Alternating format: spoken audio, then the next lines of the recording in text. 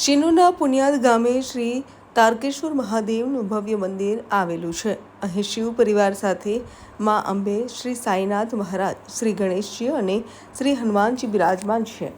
પુનિયાદ ગામના ગ્રામજનો દ્વારા મંદિરના પાટોત્સવ પ્રસંગને ભારે શ્રદ્ધાપૂર્વક મનાવતા સવારથી મોડી રાત સુધી વિવિધ ધાર્મિક કાર્યક્રમોનું આયોજન કરાયું હતું.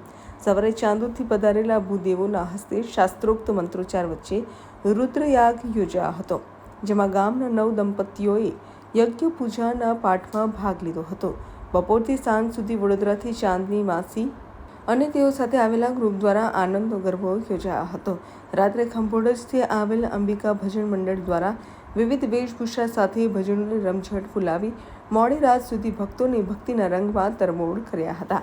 આ પ્રસંગે દર્શનાર્થે આવી પહોંચેલા ધારાસભ્ય અક્ષય પટેલ, તાલુકા ભાજપ પ્રમુખ સંકેત પટેલ, ગામના તાલુકા સદસ્ય પ્રિતેશ પટેલ સહિતનું શાલ અને બુકે અર્પણ કરી સન્માન કરાયું હતું.